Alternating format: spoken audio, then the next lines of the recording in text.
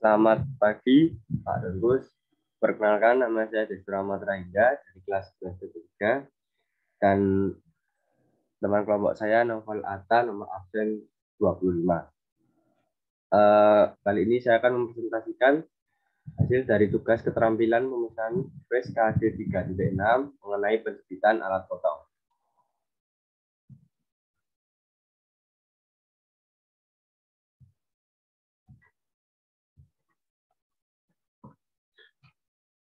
Oke. Yang pertama adalah definisi tool holder atau penerbitan alat potong. Tool holder merupakan salah satu jenis perlengkapan di mesin freeze yang digunakan untuk menjepit alat potong berupa pisau atau cutter di mesin freeze. Nah, pisau freeze memiliki macam-macam bentuk. Pisau freeze ada pisau freeze bertangkai, konus, taper, tirus, atau silindris. Atau ada bentuk pisau freeze yang memiliki lubang di tengahnya. Macam-macam pisau freeze yang pertama ada collet adaptor, digunakan untuk penerbitan pisau freeze atau cutter dan alat potong lain yang bertangkai silindris. Collet adaptor yang digunakan oleh SMK MIKL adalah collet adaptor ISO 30 dan ISO 40. Collet adaptor dalam penggunaannya membutuhkan alat bantu yang lain, yaitu collet. Collet ISO 30 adalah diameter 2-20 mm. Collet yang digunakan untuk ISO 40 adalah diameter 2-30 mm. Prosedur penggunaan collet adaptor. Cara menggunakan collet adaptor untuk pisau freeze adalah yang pertama, siapkan collet adaptor, collet dengan diameter yang sesuai dengan pisau freeze dan pisau freeze bertangkai silindris. Nah, kedua adalah bersihkan semua permukaan alat dari kotoran yang menempel dengan kain besi. Nah, ketiga, pasang collet pada tutup collet adaptor. Keempat, pasang bodi collet adaptor pada tutupnya hingga 2-3 putaran penuh. Pastikan tutup dan bodi tidak lepas. Yang kelima, masukkan pisau freeze pada lubang collet. Atur panjang pendek sang yang keluar atau tangkai yang keluar. Jangan terlalu overhang. 6. Kencangkan tutupnya dengan kekuatan tangan. Pasang collet adaptor pada toolboy. 8. Kencangkan tutup menggunakan kunci C-clamp dengan beban kejut pada kunci. Yang berikutnya ada collet adaptor single taper. Collet adaptor single taper digunakan untuk pembuatan pisau freeze atau alat potong yang bertangkai silindris. Fungsinya sama dengan collet adaptor yang membedakan adalah bentuk collet dan pengunci dari colletnya. Collet yang digunakan collet adaptor single taper ini terbatas, yaitu hanya diameter 2-12 mm. Prosedur penggunaan collet adaptor single taper. Yang pertama, siapkan collet adaptor single taper. Berikutnya, collet diameter sesuai pisau freeze, kemudian alat potong bertangkai silindris. Yang kedua, bersihkan semua permukaan alat dari kotoran menempel dengan kain besi. Ketiga, pasang collet pada bodi collet adaptor single taper. 4. Pasangkan baut mengunci collet pada bagian belakang bodi collet adaptor single taper. Putar collet hingga hampir kencang. Pengunci collet tidak boleh kencang dan harus sedikit longgar. Yang kelima, masukkan alat potong bertangkai silindris pada lubang collet. Atur panjang sang yang keluar, jangan terlalu overhang. Yang keenam, pasang collet adaptor single taper pada lubang spindle atau mata potong yang selalu dipegang sebelum collet adaptor single taper terkunci dengan kencang. Yang ketujuh, ketika melepas alat potong, pegang alat potong sebelum mengendorkan alat collet adaptor single taper.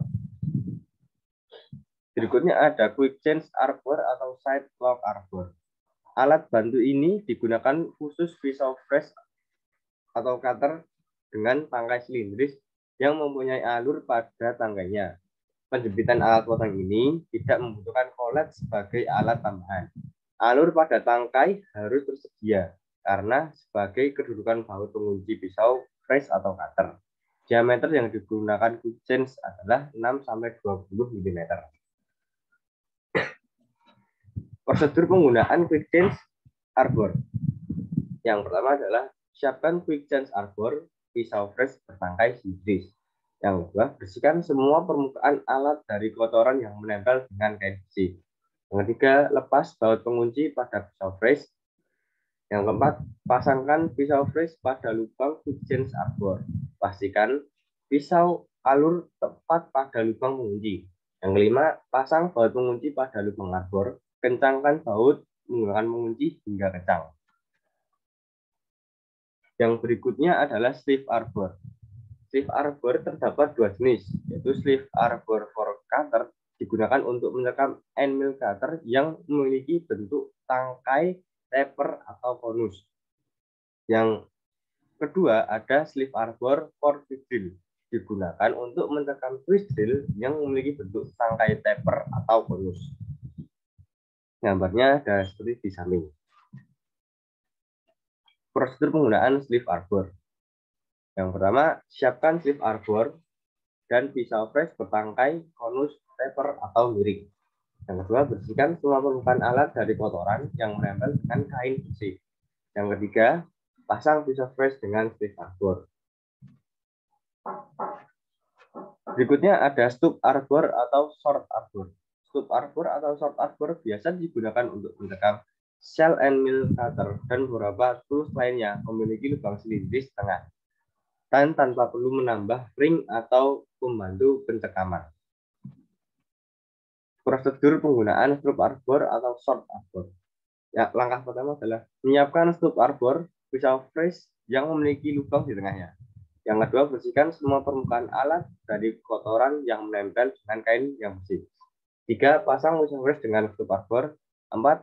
Letakkan stub arbor di boy, lalu kencangkan menggunakan pengunci yang sesuai. Berikutnya ada long arbor. Clamping tools ini atau tool holder ini digunakan untuk mencekam sand and mill cutter dan alat potong lain yang memiliki lubang silindris dengan diameter lebih dari 30 mm. Arbor ini digunakan untuk mesin fresh horizontal dan juga ditambahkan ring untuk membantu pencekaman. Prosedur penggunaan long arbor. Langkah pertama adalah menyiapkan long arbor pisau fresh yang memiliki lubang tengahnya. Yang kedua, bersihkan semua permukaan alat potong dari kotoran yang menempel dengan kain besi. Yang ketiga, pasang pisau fresh dengan long arbor, lalu setting posisi pisau fresh pinggir atau tengah.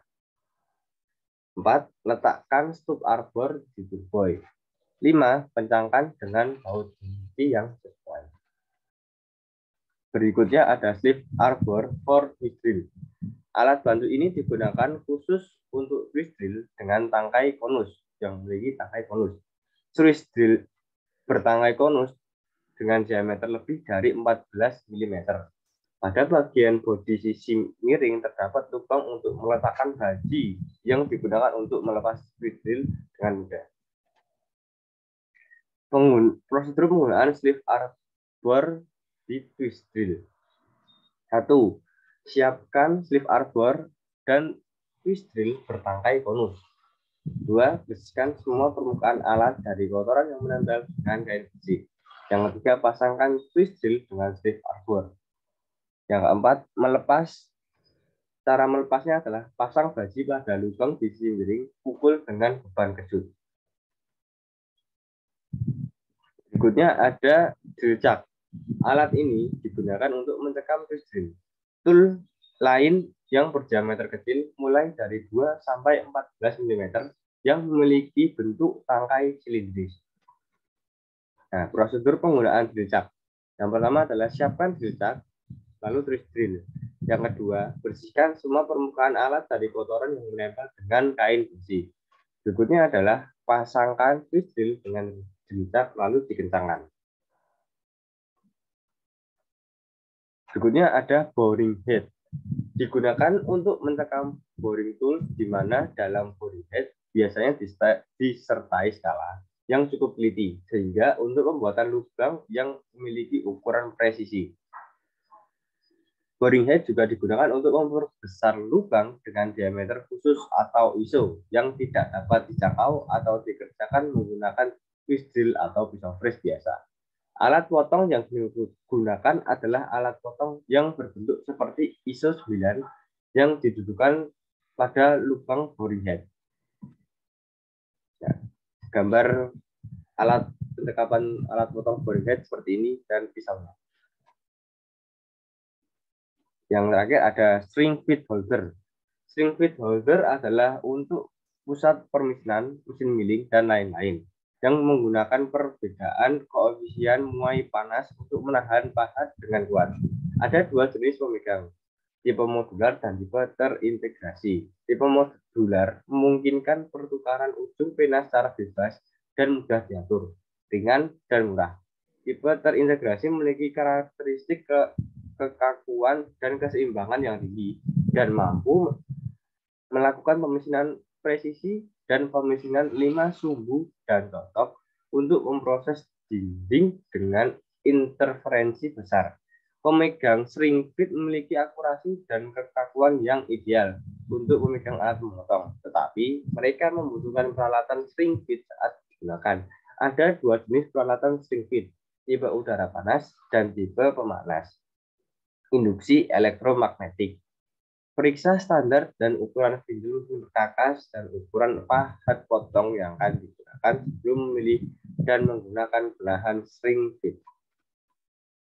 Nah, ini adalah gambar dari string feed holder.